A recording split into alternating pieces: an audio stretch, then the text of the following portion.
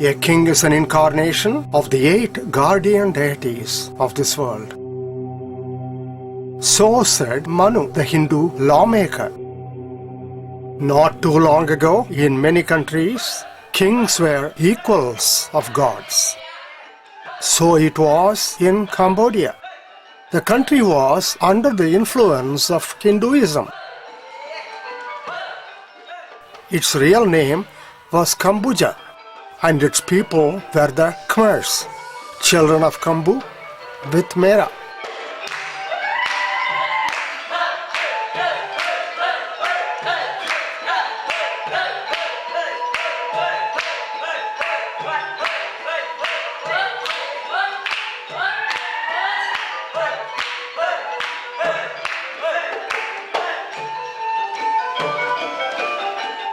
The abode of gods and therefore kings was on the top of Mount Meru, a mythic mountain surrounded by oceans and at the center of the universe. The people lived at its foot. Jayavarman IV was the country's god king. Yajnavaraha was one of his grandsons. The boy was a teenager then and very curious about his own future. While attending a dance portrayal of the Hindu epic Ramayana with his beloved grandmother, the boy asked her, "When is it my turn to be a god king, Grandma?" "Never, my grandson. "Why not?" Because the throne is not yours to inherit. It belongs to your cousin Rajendra Varma." "Why?" "Because he is the legal heir, the grandson of king's first wife, a Khmer, and a member of the ruling caste, a Kshatriya." "Then who am I?" "You are my grandson, but I'm just the king's second wife, a Hindu foreigner, a Brahmin of the priestly caste. Brahmins do not rule." "What happens to me then?" "You are destined to be the king's respected advisor, a Rajaguru, like my father Shiv Soma. So, do not fret, my boy. Just get ready. It's the next best thing to being a king." The boy was miserable, yet he understood. He would not be king, yet just as powerful. But first, he had to learn his Hindu scriptures and serve his king as well as his great-grandfather Shiva Soma. Yajnavaraha resolved to find a good teacher in India, his grandmother's country, thousands of miles away, across oceans and hostile lands. He trekked to the nearest seaport, boarded a spice trader's junk boat, portaged across an isthmus, and sailed across to South India. Yajnavaraha landed at Mavallapuram, a seaport of the once mighty Pallava dynasty. The sight of a temple right on the shore did not surprise him. Neither did the sight of a lingam representing God Shiva. They were so similar to those in his own beloved Cambodia. But here the shrine was carved out of stone, as were its enclosures, symbolic bulls and lions, and even its bathing tank. These would last forever. Unlike temples back home, built of fragile bricks, like his uncle Harshavarman's temple, Prasad Kravan, built totally with bricks. Even images of gods were carved on bricks. He feared they would not last, and they did not. What we see today is a recently renovated Prasad Kravan.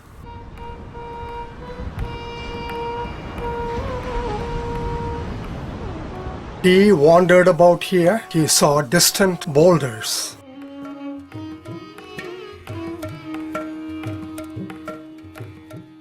Sculpted on one of them was a bas-relief of a Hindu myth. The penance of a king asking God to deliver the river Ganges from heaven to earth. Locally, this holy river is called Ma Ganga. In Cambodia, its namesake is the Mekong.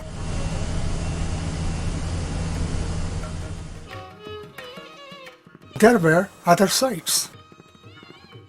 Pillared halls dug out of rock with sculptures. God Vishnu reclining on a serpent bed. Goddesses and activities of common people.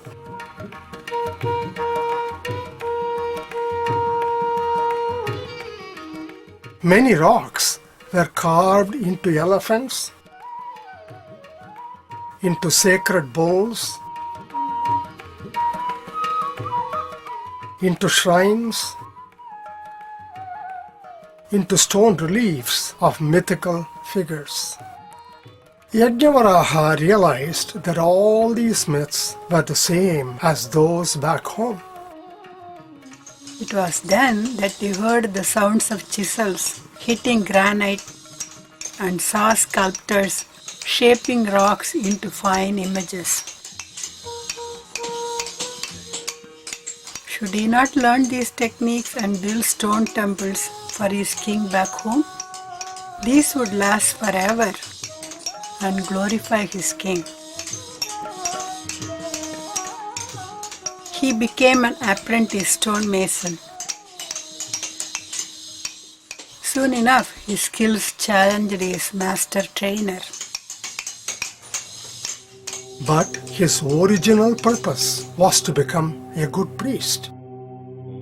At the temple town of Kanchipuram, he found his guru, a disciple of Adi Shankara, the icon of Hindu philosophy. Yajnavaraha learnt from inscriptions on dried palm fronds. Sanskrit words were written in Brahmi script, the parent of Khmer and the local Pallava Tamil. He mastered his tasks and became an ardent devotee of God Shiva. He felt quiet at home in this land of Tamils. The landscape was similar to Cambodia, excepting for one feature, the banyan tree. Its wide canopy, aerial roots dropping down from each branch and anchoring themselves to the ground, intrigued him. Some trees were particularly destructive, their roots ripping apart structures in their path. Today we know these ones as strangler figs. On an impulse, Yajnavaraha collected some of their fruits shaped like figs and dropped them into his pouch. After 20 years in Tamil country, Yajnavaraha returned home to a warm welcome. As he expected, cousin Rajendra Varman had become the new god king. During his absence, the king had already built several structures for his own glory.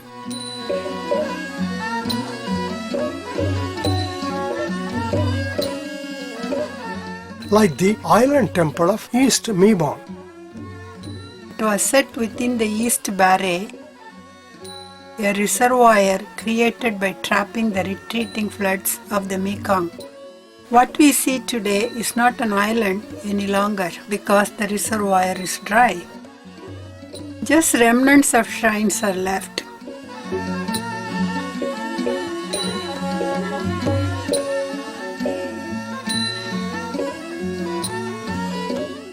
Their towers of bricks have collapsed, though their walls of laterite still stand.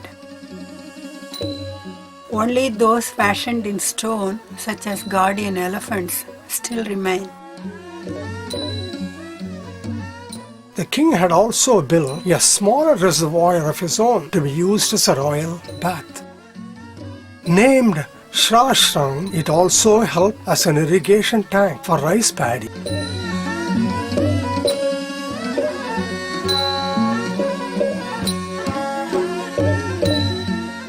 Farmers could produce more and the king's share filled his coffers.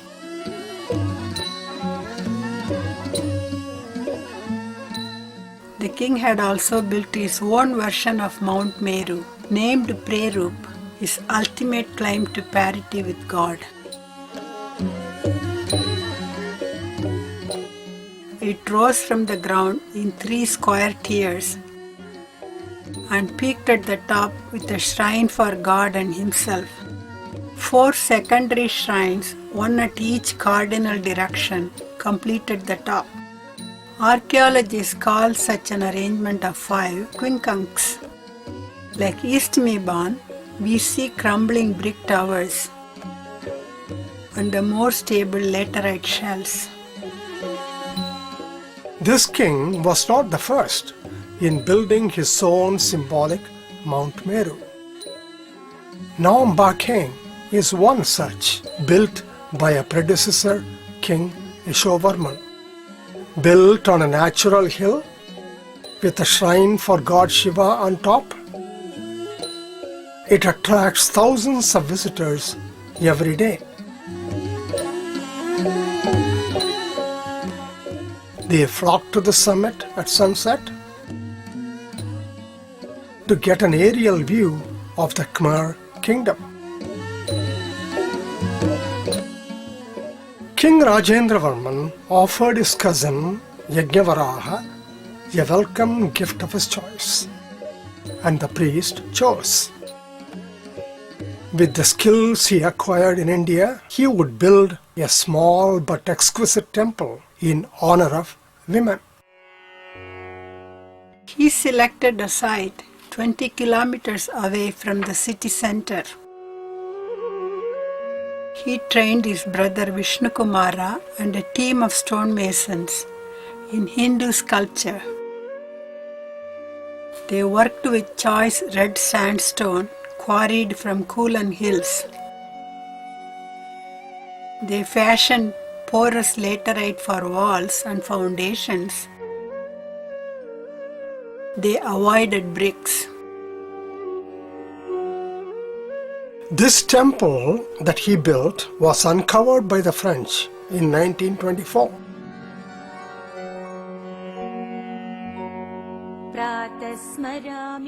Today, we see the long causeway to its eastern gate.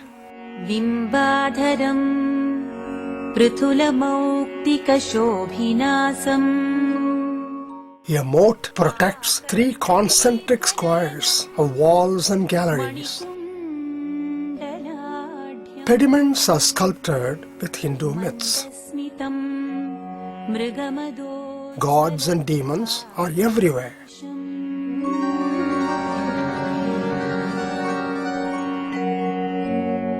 प्रातर्भजामि ललिताभुजकल्पवल्लीम् रत्नाङ्गुलीय लसदङ्गुलिपल्लवाढ्याम् माणिक्यहेमवलयाङ्गदशोभमानाम् पुण्ड्रेक्षु चाप कुसुमेषु सृणीर्दधाना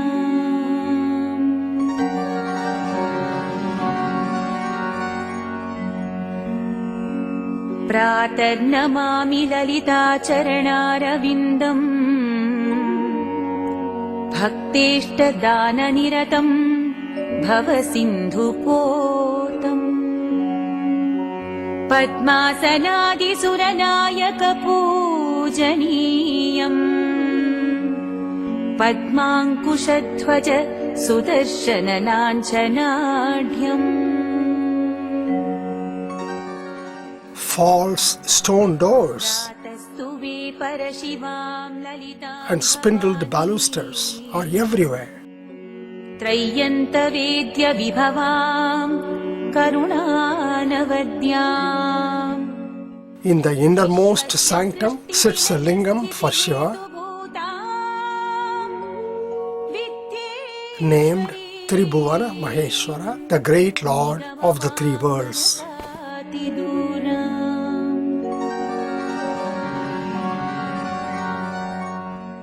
On its left is a shrine for Ishvara,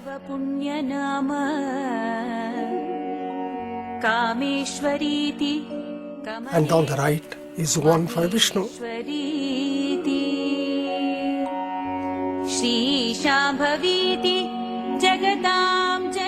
And right behind is one for Shiva with his consort Parvati. In its glory days, this temple became a center for pilgrimage, education, art, music, dance and culture. यश्लोकपञ्चकमिदं ललिताम्बिकायाः सौभाग्यदं सुललितम्. Inscribed on its pillars and walls are poems, prayers and history. Though the script is Khmer, the vocabulary is Sanskrit. Beautiful female figures of apsaras, divine damsels, adorn niches. These images have earned this temple the name banteay or citadel of women. It is indeed the jewel of Khmer art. Before he died in 968 CE, the king made Yagnavaraha a Rajaguru, the royal priest, to his son Prince Jayavarman. And the priest duly anointed the young prince as the next god king. Thus the priest also became a kingmaker. His grandmother's words had come true. Yagnavaraha enjoyed his power and status. The worship of Shiva became the norm in the kingdom. The rules of Manu stratified society. Young Jayavarman built his own symbolic Mount Meru at Takio with his priest's advice.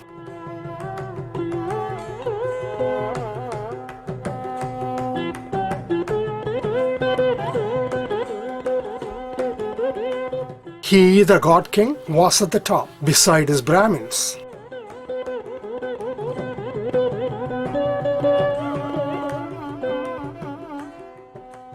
While his Khmer people labored at the bottom. Society was stratified.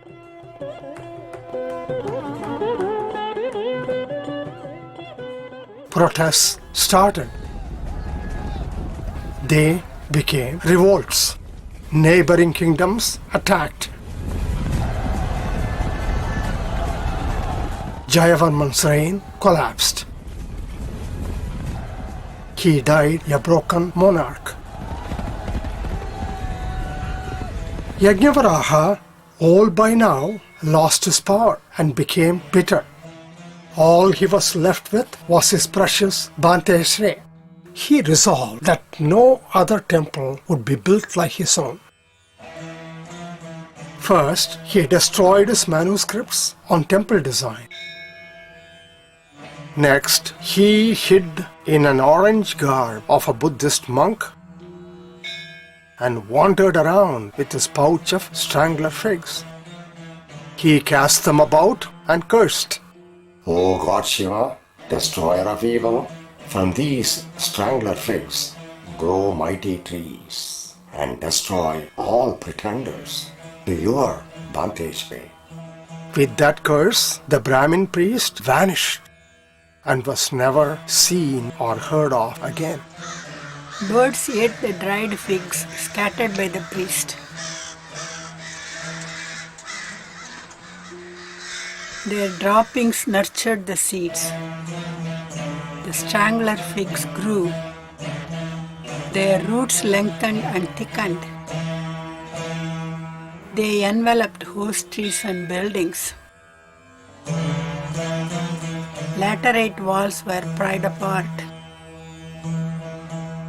These ficus religiosa trees flourished. No structure in Angkor was safe from the invasion. But the school of sculptors, trained by the Brahmin Yagnavaraha, flourished.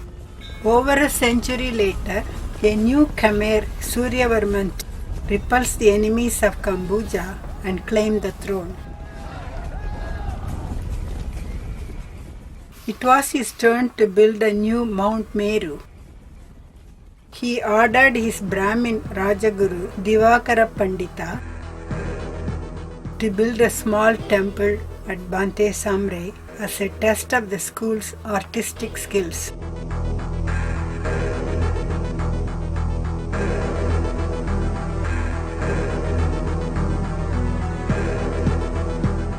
The new temple vied banteay in elegance. The king used them to build his own Mount Meru, Angkor Wat. It sits on an island surrounded by a 70-meter wide moat. Its rectangular outer walls are long, narrow galleries.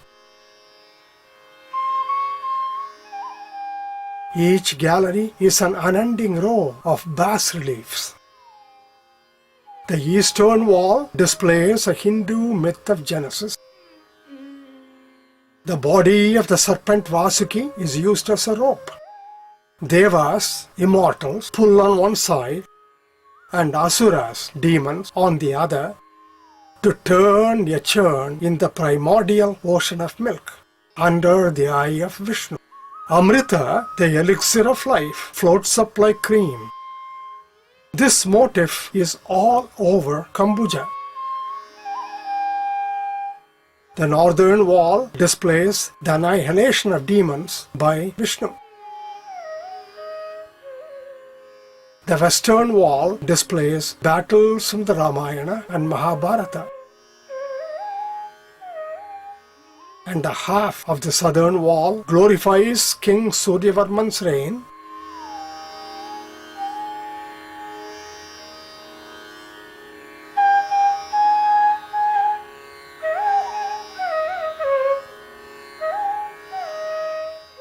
And the other half displays heaven and hell.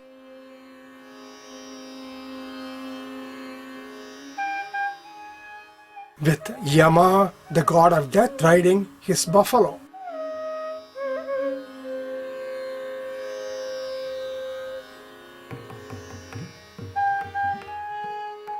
We climb to the second level.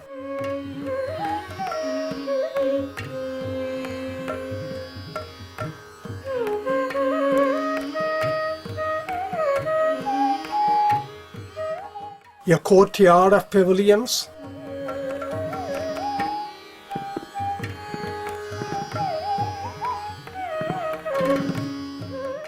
With windows of stone spindles.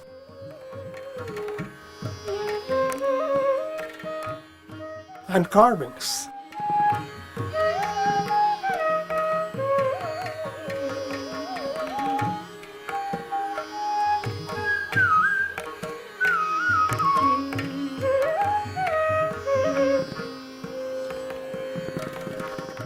Flights of steep stairways lead to the top tier, the peak of the king's Mount Meru.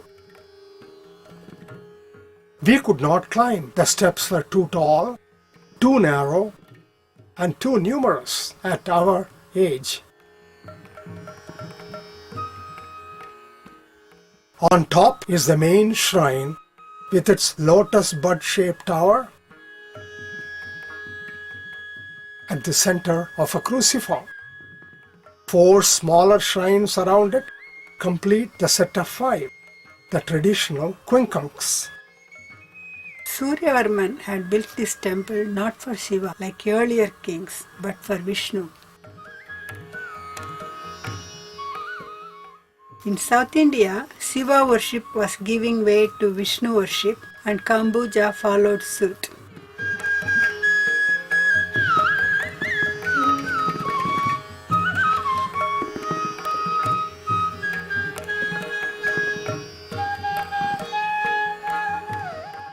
we reach the cruciform-shaped hall below.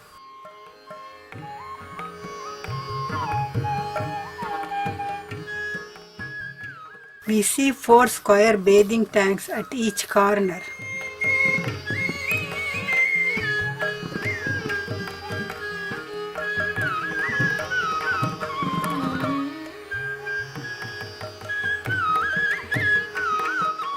On its roof we see paintings.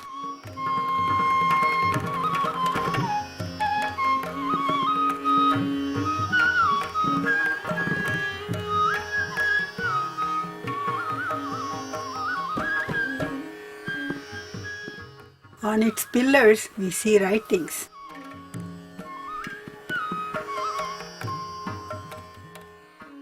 And on its walls we see more bas-reliefs and apsaras as in banteay srei.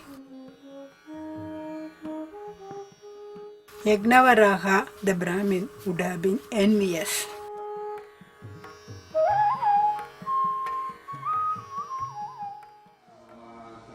Theravada Buddhists usurped the temple in the 15th century. In evidence, we see a Vishnu statue dressed as a Buddha. Orange-clad images of Buddha greet us everywhere.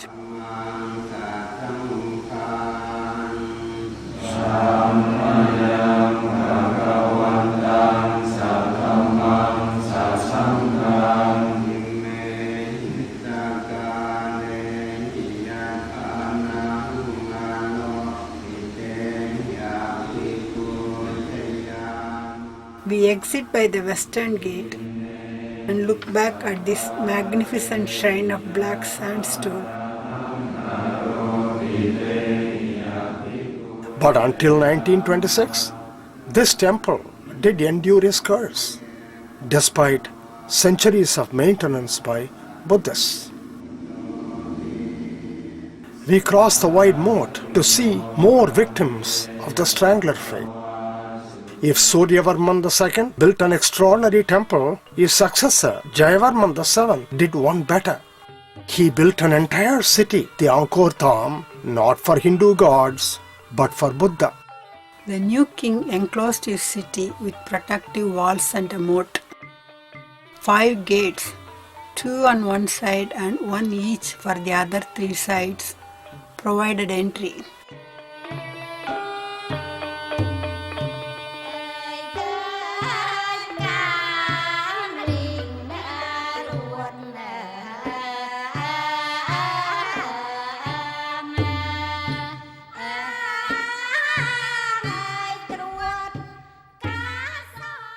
But first visitors had a bridge to cross.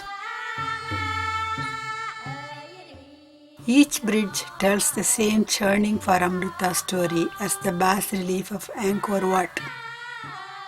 We see the 5 heads of the serpent Vasuki. Devas pulling on one side of its body and Asuras on the other. The city symbolizes the churn and the moat symbolizes the ocean of milk. Like most visitors, we enter the city through its southern gate.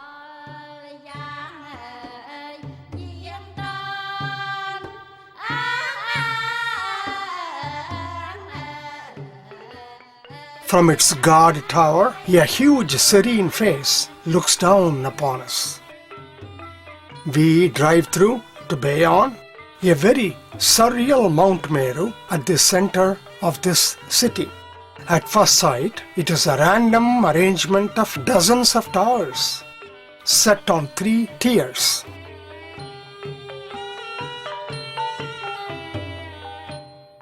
We climb to the top.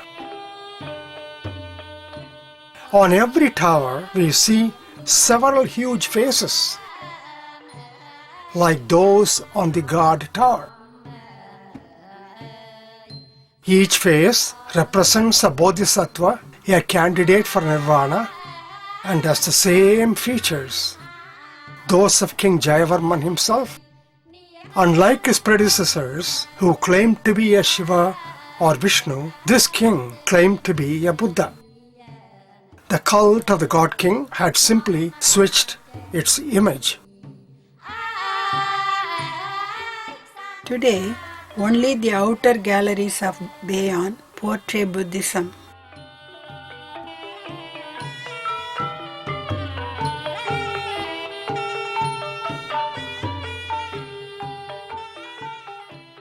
They display the king's reign and lives of ordinary people, not seen in other shrines.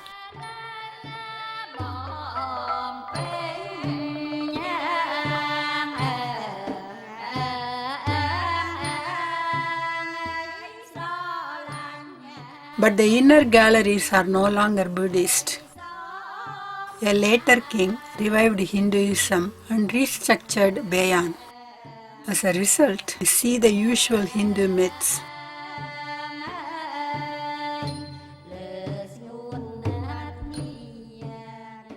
In its corridors, we see evidence of Shiva worship. These alterations has made Bayon very complex and its original elegance has been lost. Jayavarman VII was a prolific builder, and not just of temples. In front of an ancient palace, the Vimanakas, he built a platform for royal functions.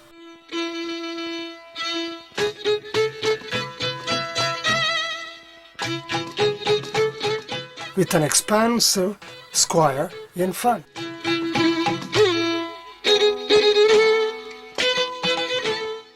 It's called the Elephant Terrace for obvious reasons.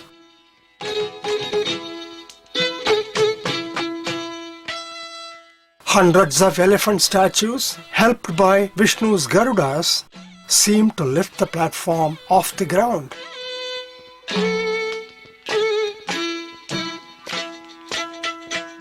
He built another platform just meters away.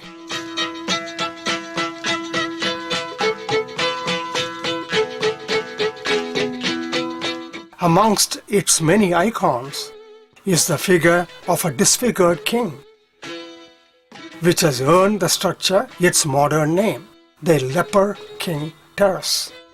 Jayavarman also built a monastery for Buddhist pilgrims outside Angkor Thom called Thom. It was dedicated to his mother.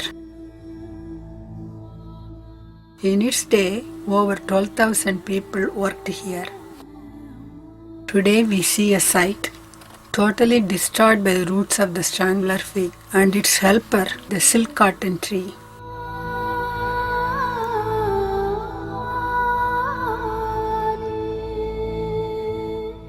The Brahmin's curse had done its bidding.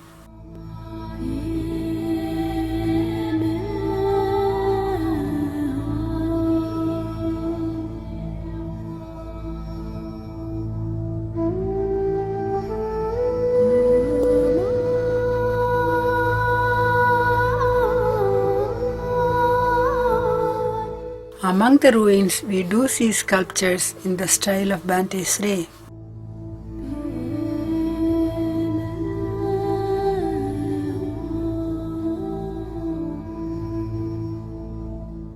A few shrines still stand defiantly.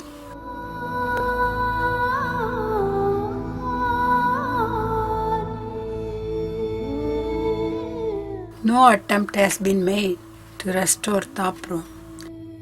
It has been left alone deliberately as a monument to the fury of the fig tree. Another of the king's buildings, Priya Khan, which suffered the attack of the fig tree heavily, has been partially restored. It was built by the king in honor of his father. It was simultaneously a temple, a university, and a city for 90,000 people. Outside, we see an unusual two-story building without any visible staircase. Inside, along its main axis, we see a Buddhist stupa still worshipped with fervor.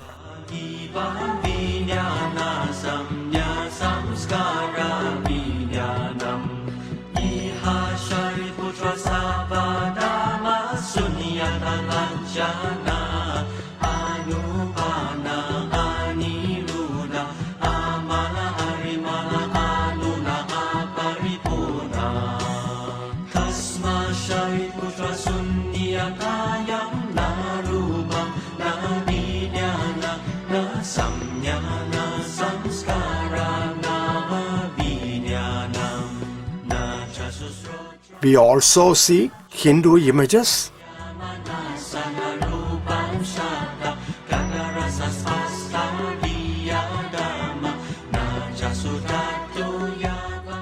a lingam, and a pedestal for the images of Shiva, Vishnu, and Brahma. Each faith arrived here at different points in time.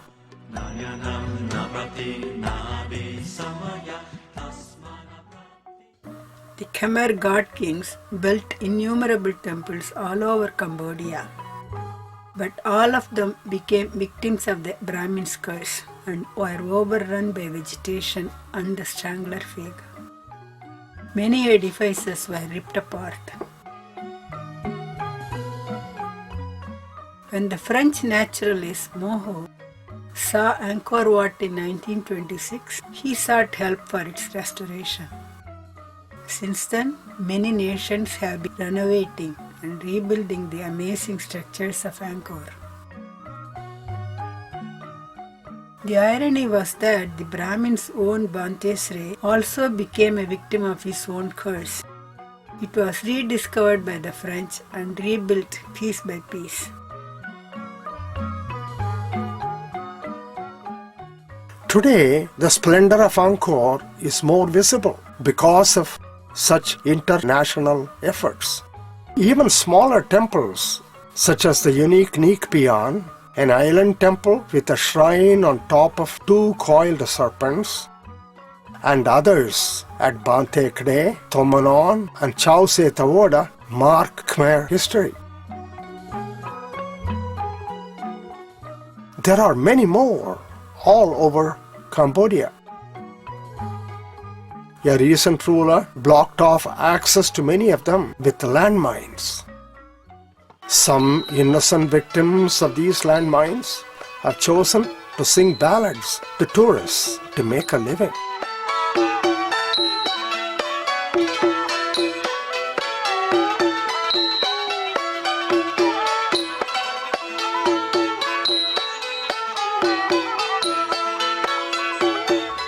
No temples were built after the Khmer dynasties vanished in the 14th century because Theravada Buddhism became the new faith. Its asceticism, egalitarian values did not need any more Hindu or Mahayana concepts of Mount Merus, god kings, and their class structures. Many monuments have now been renovated, yet the curse of the Brahmin persists. His sentinels, the fig trees, are everywhere, ready to resume their destruction any time.